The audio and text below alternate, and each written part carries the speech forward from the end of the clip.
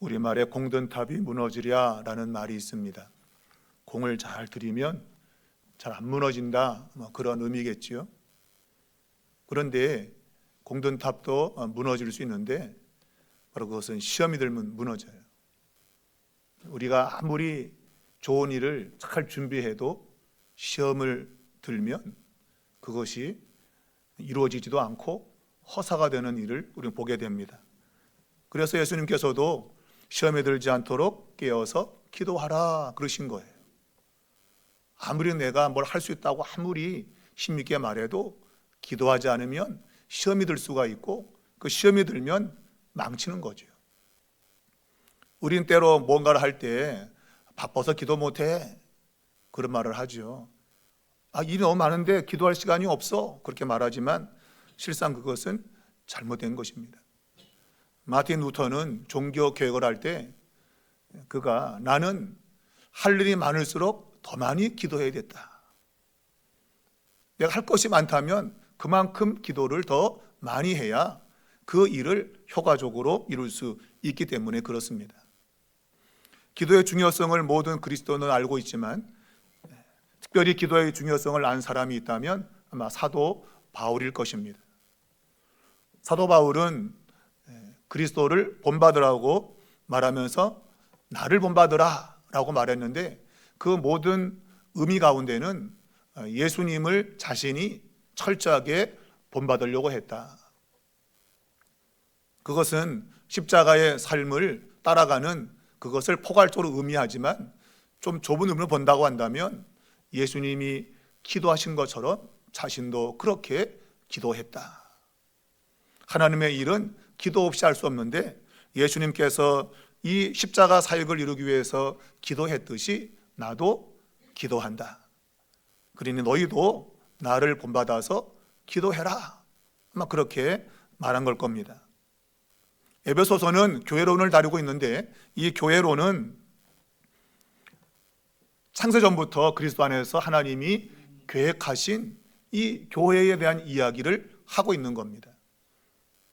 얼마나 이 교회가 중요한가 하는 것을 바로 창세전부터 하나님이 계획했다고 하는 것으로 말하면서 우리가 이제 1장, 2장을 지나서 3장을 들어오면 그가 그리스도 예수의 일로 지금 갇힌 바 되었는데 하면서 이제 이 편지를 받고 있는 에베소 교회를 위해서 기도하려고 했어요. 왜? 그는 교회를 아무리 말로 설명해서 그것을 이해시켜서 교회가 세워지는 것이 아니라 기도함으로 교회가 세워진다. 기도함으로 하나님의 뜻을 알게 되고 기도함으로 교회를 세워나갈 수 있음을 그가 알기 때문에 그가 이 3장에서 에베소 교회를 위해서 기도하려고 입을 열었는데 그러나 그 자신을 부르신 하나님의 그 은혜가 너무 놀라워서 그 감춰진 비밀을 그를 통해서 나타내기를 원하셨던 그 하나님의 마음에 그 자신이 너무 깊은 감동을 느끼고 갑자기 기도를 하려다가 제가 1절에서 말했잖아요. 나 바울이 말하고자 하는데 말한다는 말이 없어요. 그냥 나 바울은 이라고 그냥 동사가 없어요. 그래서 바로 그냥 2절부터 그 자신을 부르신 하나님의 그 부르심에 대해서 설명을 했어요. 그러다가 이제 오늘 이 14절을 들어오면 그가 끊었던 그리고 다른 얘기했던 것을 이제 본 이야기로 다시 가져오는데 바로 그것은 그가 이 에베소 교회를 위해서 기도하는 내용입니다. 14절에 보면 이러므로 내게 하늘과 땅에 있는 각 족속에게 이름을 주신 아버지 앞에 무릎을 꿇고 비노니, 요 빈다는 것 곧 기도하는 것인데 이 기도를 하기 위해서 바울은 3장을 지금 쓰고 있던 것이죠. 자, 그가 지금 기도를 하는데 이 기도를 단순히 유대인들이 평상 하는 그 기도가 아니라 무릎을 꿇고 드리는 기도다 하는 겁니다. 보통 유대인들은 기도할 때 서서 기도합니다. 복음서에 보면 바리새인들이 시장 모퉁이에서 손들고 기도하는 그러한 내용을 외식하는 기도라고 주님이 비판하셨는데 평상 유대인들은 서서 기도를 했던 거예요. 그런데 오늘 바울은 이 에베소 교회를 위해서 기도할 때에 서서 기도하지 아니하고 무릎을 꿇고 빈다, 기도한다, 그렇게 말하고 있는 겁니다. 여러분은 어떨 때 무릎을 꿇나요? 일상적으로는 서서 이야기하다가 뭔가 무릎을 꿇는다고 하는 것은 어떤 강한 의미가 들어있잖아요. 여러분 어떨 때 무릎을 꿇어요? 뭐 그냥 나이 먹으면 원래 무릎이 아파서 꿇어야 돼. 난 오래 못 서 있어. 관절염이야. 그런 무릎 꿇는 거 말고 내가 의지적으로 무릎을 꿇고 뭔가를 하려고 할 때 그 중심에 무엇이 있을까요? 오늘 우리는 이 바울이 무릎 꿇고 기도한다고 하는 이 기도의 모습에서 중요한 것을 발견하는데, 무릎 꿇는 것은 누군가에게 거절할 수 없는 요청을 할 때 무릎 꿇고 간청하는 거죠. 그러면 일반 사람들 그런 모습 보면 거절할 수 없어요. 무릎 꿇고 요청을 하는데 거절할 수 없어요. 또한 무언가를 감당하기 어려운 감사가 느껴질 때 무릎 꿇고 감사하는 이런 모습이 있는 거죠. 우리가 누가복음 17장에는 그 10명의 문둥병 환자, 나병 환자가 주님의 은혜로 고침받았는데 9명은 다 그냥 각자 다 가버렸는데 한 나병 환자만 가다가 나은 것을 알고 돌아와서 예수님께 무릎 꿇고 감사를 드렸다. 그것은 그 감사가 너무너무 크다고 하는 것을 무릎 꿇는 모습으로 표현하고 있는 거죠. 감당하기 어려운 그런 감사가 그로 하여금 무릎을 꿇게 만든 거예요. 그리고 뭔가를 다른 무엇으로 표현할 수 없는 그러한 경외심, 뭔가 놀라움으로 바라볼 때 무릎 꿇고 바라보게 되죠. 너무너무 경이로울 때는 거기서 무릎을 꿇을 수밖에 없는 그러한 모습이 나타나는 겁니다. 오늘 이 에베소 3장은 바울이 하나님 앞에 기도를 드리게 되는데 그 기도의 모습을 무릎 꿇고 드리는 기도라고 이야기를 하고 있습니다.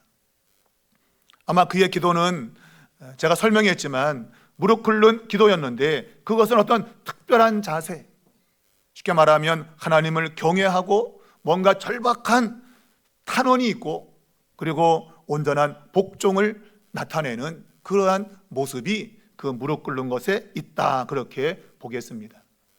그가 무릎을 꿇은 이유는 과연 무엇일까? 무엇 때문에 그는 무릎 꿇고 하나님께 기도했는가? 많은 경우는 자신을 위해서 대부분 하지요. 자신을 위해서. 그런데 오늘 바울은 자신을 위한 것이 아니라 이 편지를 받는 독자들, 바로 에베소 교인들을 위해서 오늘 무릎을 꿇고 있는 겁니다. 또한 그 무릎은 에베소 교회만이 아니라 오늘 대림동에 위치하고 있는 삼일교회를 비롯해서 이 땅에 지금 존재하는 모든 교회를 위하여 바울이 무릎을 꿇고 있는 겁니다. 그의 그 무릎 꿇은 기도가 이 땅의 교회에 그대로 은혜로 나타났고 이 땅의 모든 교회는 바울이 이렇게 무릎 꿇고 기도한 그 기도의 내용대로 이 땅에서 이루어져 가고 있다. 그렇게 봐도 무방하다고 볼 수 있습니다. 자, 오늘 이 바울이 무릎 꿇으며 드렸던 기도 안에는 세 가지의 큰 선물을 우리가 보게 되는데, 첫 번째는 성령의 강화, 성령이 뭔가를 아주 강하게 만드는 것, 또한 두 번째는 그리스도의 사랑, 세 번째는 하나님의 충만이라고 하는 이런 세 가지의 큰 선물에 대해서 소개하고 있습니다.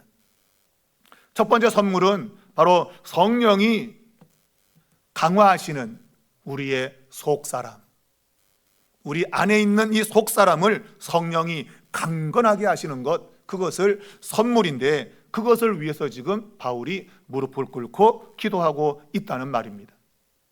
16절을 보면 그의 영광의 풍성함을 따라 그의 성령으로 말미암아 너희 속사람을 능력으로 강건하게 하시기를 기도한다라고 말하고 있습니다. 바울이 구하는 것은 겉으로 드러난 어떤 변화가 아닙니다. 대부분 우리는 뭔가 겉모양이 달라지길 원하잖아요. 가난한 사람이 부자가 되기 원하고, 학생들은 성적이 나쁜 거 성적이 좋아지길 바라고, 직장에서는 조금 더 나은 직급으로 승진하길 바라고, 쉽게 말하면 성공적인, 외적인 성공적인 것들을 많이 구합니다. 그런데 오늘 바울은 그러한 외적인 변화, 뭔가 외적인 성공적인 변화를 구하는 것이 아니라 속사람, 보이지 않는 이 속사람이 강건해지기를 구하고 있다고 하는 겁니다. 오늘 여러분, 이것이 하나님의 나라를 아는 사람들이 구하는 기도입니다. 외형적인 변화가 아니라 내적인 이 속사람의 변화를 구하는 것. 왜냐하면 이 속사람은 실제 우리의 모든 실제하는 인격의 중심이기 때문에 그래요. 여러분으로 존재하는 그 인격적인 그 삶의 중심이 바로 이 속사람이에요. 이걸 다른 말로는 오늘 너희 마음이라 이렇게 표현하고 있습니다. 속사람을 다른 말로 마음으로 그렇게 표현하고 있는데, 이 마음이 변화되어지는 것뿐만 아니고 마음이 강건해지는 것. 여러분, 마음이 강하면 어떤 외부의 환경적인 변화에 대해서 별로 요동을 치지 않습니다. 그러나 마음이 약한 사람들은 환경만 조금만 바뀌어도 덜덜덜덜덜덜덜 떨죠. 마치 경위가 떠는 것처럼 덜덜덜덜덜덜덜. 저도 제 장인이 농사 짓는 보니까 가끔 이제 경기를 타본 적이 있어요. 타면 덜덜덜덜덜 얼마나 덜덜거리는지. 그렇게 뭔가 조금만 환경의 변화가 내를 진동하면 그냥 같이 흔들리는 거죠, 여러분. 조금만 진동이 와도 흔들리는 거예요. 왜? 마음이 약해서 그런 거예요. 마음이 강하면 아무리 환경이 변해도 흔들리지가 않는단 말이에요. 그래서 여러분이 정말 이 세상을 살면서 정말 중요한 것은 이 마음이 강해지는 겁니다. 마음이 강한 것, 그걸 위해서 지금 바울은 기도를 하고 있는 겁니다. 어떤 문제를 결정할 때, 그리고 나의 인생의 가치관, 그리고 사랑하고 미워하는 모든 감정이 나오는 것이 바로 이 마음입니다. 이 마음에서 모든 것이 결정이 된다는 거예요. 자, 바울은 너희 속사람을 능력으로 강건하게, 바로 이 성령의 능력으로 마음이 강건하게 되기를 위해서 기도하는데, 17절은 또 다른 표현을 하고 있습니다. 믿음으로 말미암아 그리스도께서 너희 마음에 계시게 하라. 성령의 능력으로 말미암아 속사람이 강건해지는 것과 믿음으로 주님이 우리 마음에 계시는 것은 같은 거예요. 마음이 강하다고 하는 것은 믿음이 견고한 것을 또한 의미합니다. 내가 믿음이 강하면 마음이 흔들리지 않습니다. 근데 믿음이 약하면 마음이 흔들리죠. 바울은 오늘 이러한 모든 일의 중심에 마음이 있음을 알았고, 그래서 그 마음을 하나님께서 성령을 통해서 강건하게 해주시기를 기도드리고 있는 겁니다.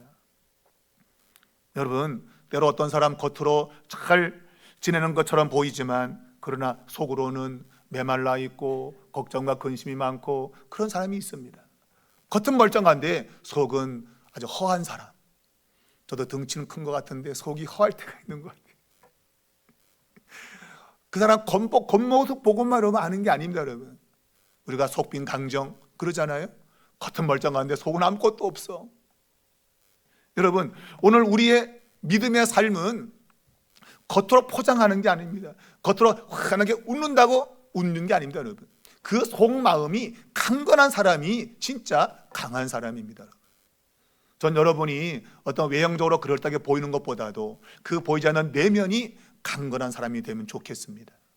내면이 강건하면 아무리 내 삶의 주변에 폭풍이 몰아쳐도 끄떡없는 거죠, 여러분.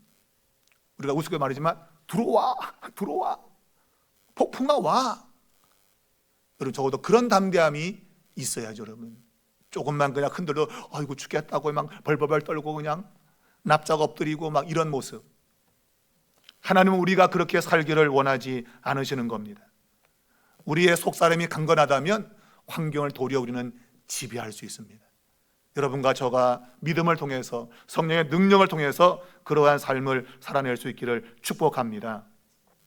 이러한 속사람을 위한 기도는 결과적으로 하나님의 영광의 풍성함을 따라 우리에게 주어진다고 말씀하고 있어요. 하나님의 영광이 빈약하면 우리에게 이런 것을 줄 수가 없는데, 하나님의 영광이 풍성하기 때문에 얼마든지 가능하다는 겁니다. 여러분, 하나님이 주시는 방식의 기준이 이겁니다. 그분의 풍성함을 따른다고 한다면 우리에게도 풍성하게 주어지는 것이죠. 충만하게 주어진다는 겁니다. 쉽게 말하면 거지한테 적선하듯이 한 푼 던져주지 휙 던져주는 그거 아니고, 우리 각자에게 꽉 찰 정도로 하나님은 주신다는 겁니다. 여러분, 그릇이 크든 작든 간에 그것이 채워지면 충만한 것이죠. 사람마다 다 같지 않습니다, 여러분. 하나님이 각자에게 주신 모든 것이 다 달라요. 똑같지 않단 말이에요. 그래서 하나님은 똑같은 양을 주지 않습니다. 가장 좋은 거는 그 사람에게 충만하게 주는 겁니다. 오늘 성경이 그걸 말하고 있는 겁니다. 그 사람에게 충만하게 주신다. 그것이 객관적인 양으로 똑같은 그런 걸 말하지 않고 너에게 충만한 것을 내가 준다는 거예요. 바로 그것이 하나님의 영광의 풍성함을 따라서 주시는 그러한 기준을 우리에게 말하고 있고, 바로 결국 이것은 20절에 보게 되어지면 우리가 구하거나 생각하는 모든 것보다 넘치도록 능히 하실 이, 여러분이 구하는 것보다도 넘치게 주시는 분. 적어도 우리의 생각은 이러한 생각까지 가야 되는 거죠. 하나님은 우리에게 넘치게 주신다고 믿어야지 하나님 째째하게 이거밖에 안 준다. 아니 무슨 거지에게 적선하는 것도 아니고 도대체. 요즘은 거지에게 1,000원 주면요, 내가 거지인 줄 알아 그런다고요. 야, 1,000원이 돈이 아닌가 봐. 거지한테도 내가 거지인 줄 알아? 그럼 지가 거지지. 어디로 왔으면 거지지. 근데 1,000원 주면 내가 자기를 거지로 한다. 하나님이 우리를 그렇게 거지를 대하듯이 대하지 않는 겁니다, 여러분. 그냥 조금 주고 그냥 줬다 그러지 않아요. 그분은 충만히 주고, 그래도 뭐 부족한 게 있어? 또 얘기해.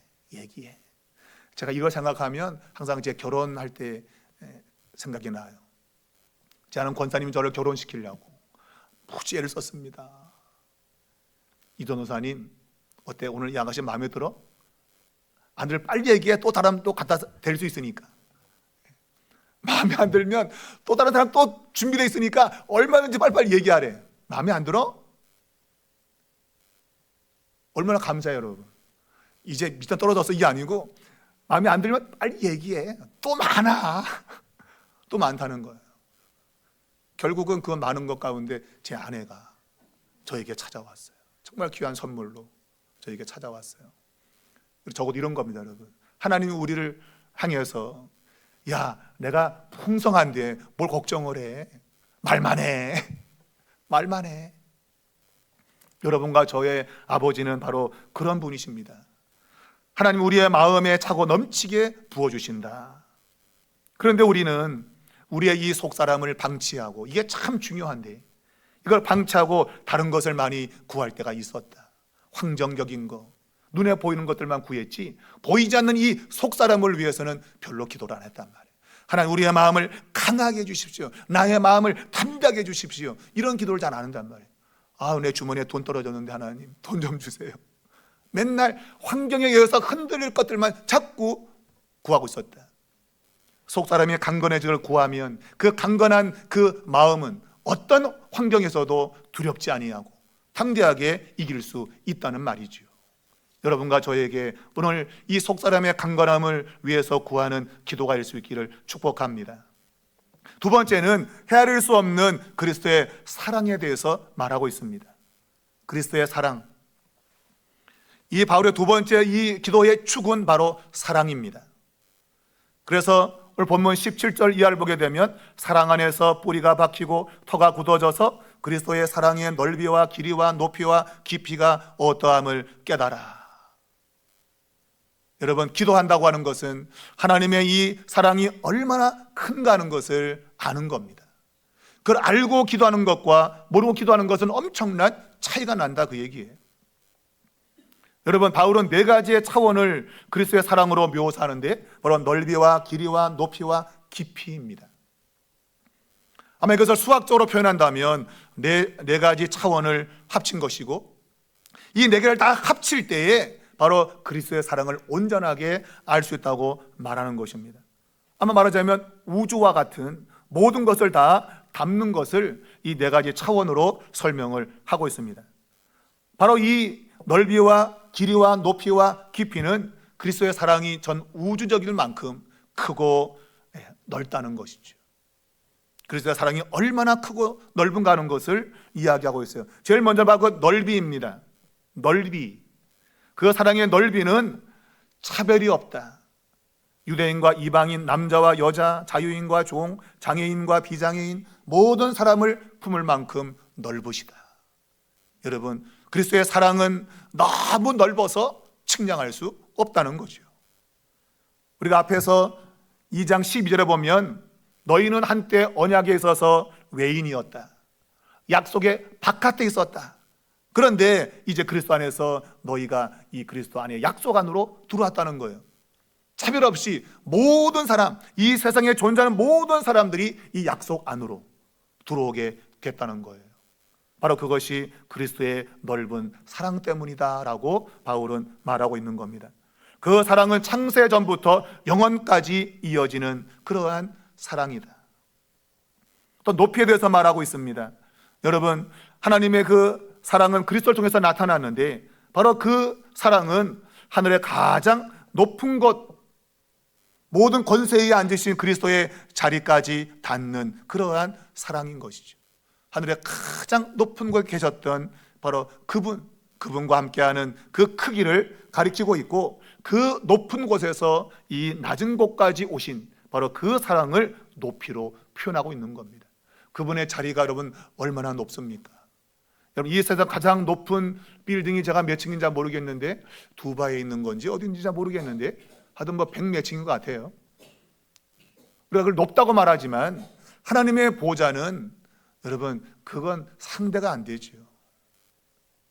그 높은 곳에서 이 낮은 곳까지 내려오신 사랑, 그 높이를 측량할 수 없다. 정말 측량할 수 없죠, 여러분.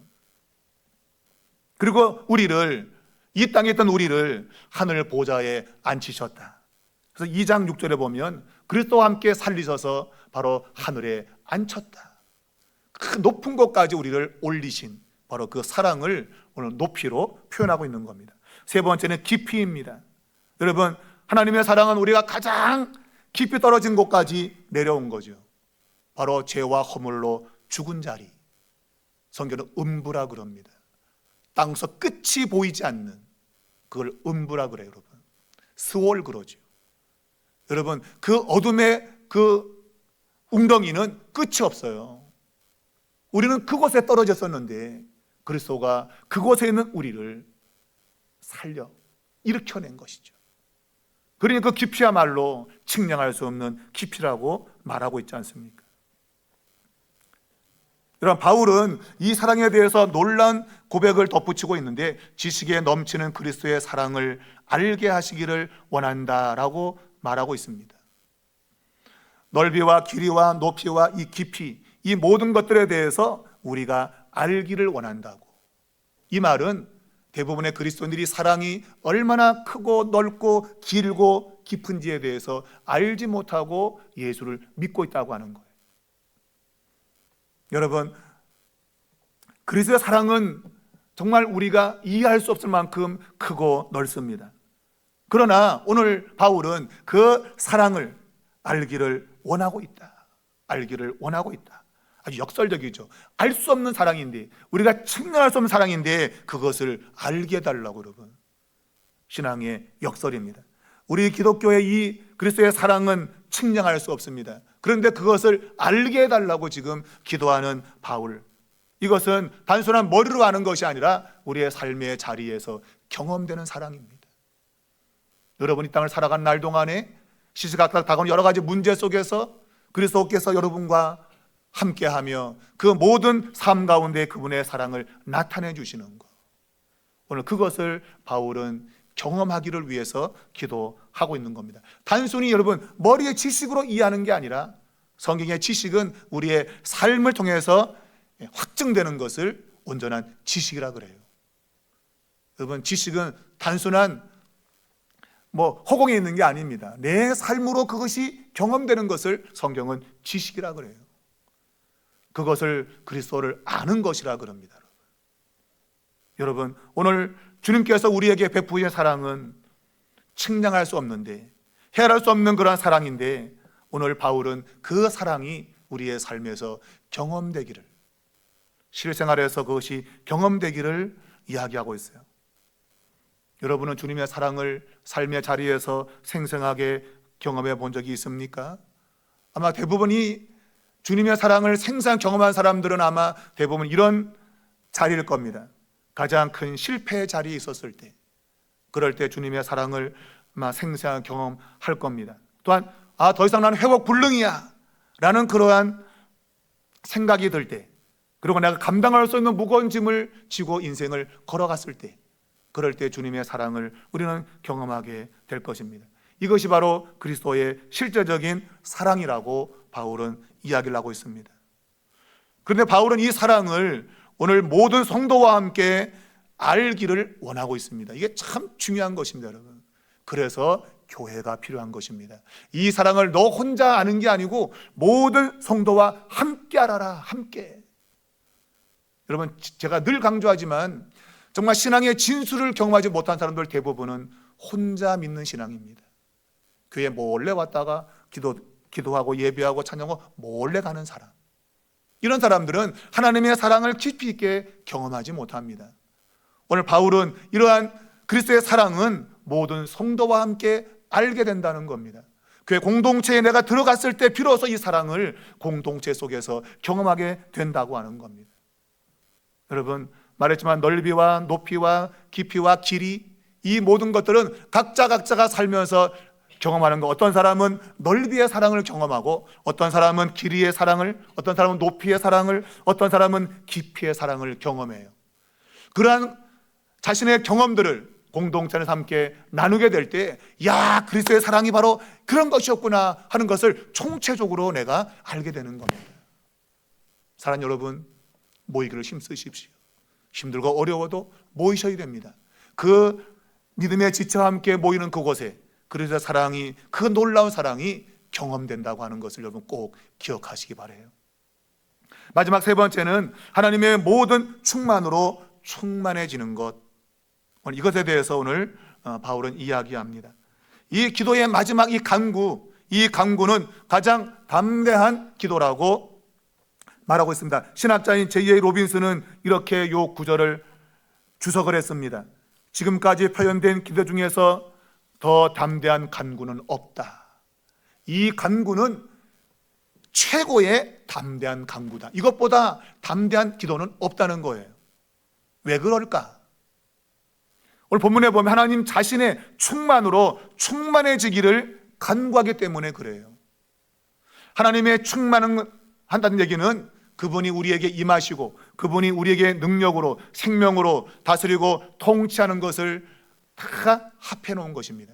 그 모든 것들을 그리스도 안에서 우리 안에 가득가득 담아주시기를 기도하고 있는 거예요.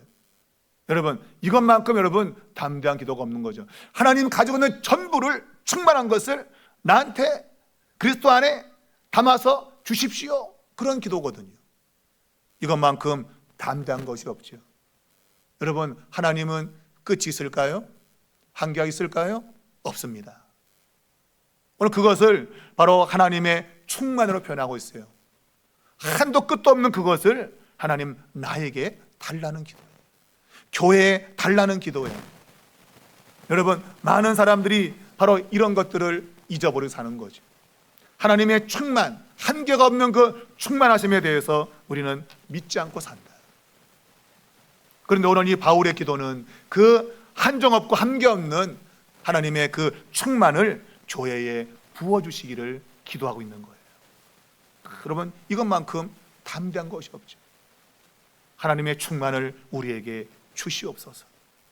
여러분, 이러한 기도의 핵심은 종말론적인 목표입니다.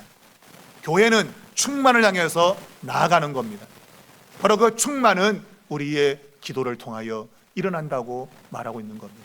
하나님의 한계없는 그 충만함을 경험하는 것이 바로 기도를 통해서 된다는 거예요. 여러분, 기도는 한번 해보는 것이 아닙니다. 기도는 가장 담대한 행위입니다. 하나님의 충만함을 우리 개인과 교회에 부어주시는 것을 경험하는 바로 그러한 통로가 기도라고 하는 거예요. 여러분, 기도에 대한 생각을 바꾸시기 바랍니다. 시간 나면 하는 게 기도가 아닙니다, 여러분. 기도는 하나님의 충만을 경험하는 그런 어찌 보면 유일한 통로인 거예요. 우리가 그런 말을 하죠. 게임 체인저. 들어보셨나요? 어떤 경기나 게임을 바꿀 수 있는 것. 어떤 경기에서 누군가를 집어넣는데 그 사람이 경기를 바꾸는 겁니다. 완전히. 그런 사람을 게임 체인저라 그래요.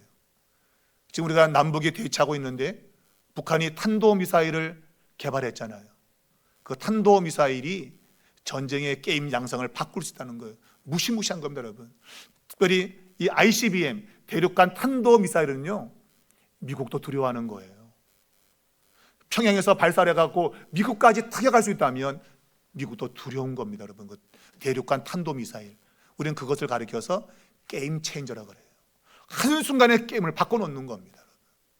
특별히 핵무기는 게임 체인저입니다. 그래서 그 핵무기를 가지고 있는 것이 굉장히 위험하기 때문에 지금 미국이 이란의 그 핵시설을 파괴한 거예요. 왜? 그 이란이 테러 집단을 운영하고 있거든요. 이 지구촌에 있는 그러한 삶의 자리에 테러를 일으키고 사람을 죽이고 하는 그런 일들을 이란이 하고 있단 말입니다. 그런데 그런 일들을 하는 이란이 핵무기를 가지면 이스라엘이 위협이 되고 또 주변 국가에 위협을 주기 때문에 그 나라가 정상적인 나라라면 괜찮은데 정신 나간 나라이기 때문에 그런 무기를 가지는 것이 위험하단 말입니다. 핵이 게임 체인저거든요. 한순간에 그냥 모든 걸 바꿀 수 있다는 겁니다. 그런데 지금 이 전쟁이 벌어지고 있는데 여러분, 그래도 여러분 참 이 전쟁은 불행한 것입니다. 여러분, 오늘 게임 체인저가 과연 뭘까? 우리 믿는 자에게 게임 체인저는 과연 무엇일까? 바로 그것은 기도입니다. 기도가 게임을 바꾸는 겁니다, 여러분. 여러분, 기도는 핵폭탄보다도 더 강력한 능력이 있습니다. 왜? 하나님이 일하시잖아요. 여러분의 기도를 통해서 그 전능하신 하나님이 일하시잖아요. 바로 이 기도가 게임 체인저인데 우리는 이것을 사용하지 않고 있다. 그냥 처박아 두고, 에이, 기도 별거 아니야. 처박아 두고 내 손과 발을 움직여 살려고 하고 있다. 여러분, 힘들고 어려우셔도 기도의 자리에 있는 것은 게임 상황을 바꾸는 겁니다. 여러분의 상황이 여러분 불행해 보이십니까? 아, 내 인생 안 되는 것 같아. 그렇게 느껴지세요? 게임 체인저. 기도가 있잖아요, 여러분. 기도. 여러분이 기도할 수가 있다면 하나님의 그 충만한 은혜와 능력이 나타나는 겁니다.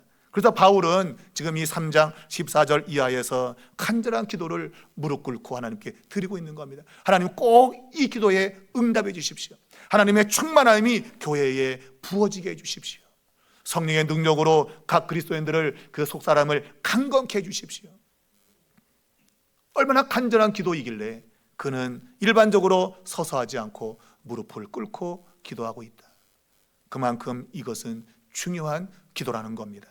여러분이 기도할 수 있다면 그리스도 안에 있는 모든 영광이 여러분 개인과 교회 안에 흘러올 것입니다. 이걸 믿으시고 이번 한 주간 여러분 새벽을 깨어 나오시는데 끝까지 여러분 새벽을 깨우셔서 하나님의 이 놀라운 능력을 여러분도 경험하시고 우리 교회도 경험하는 그런 축복이 있기를 주의 이름으로 축원합니다.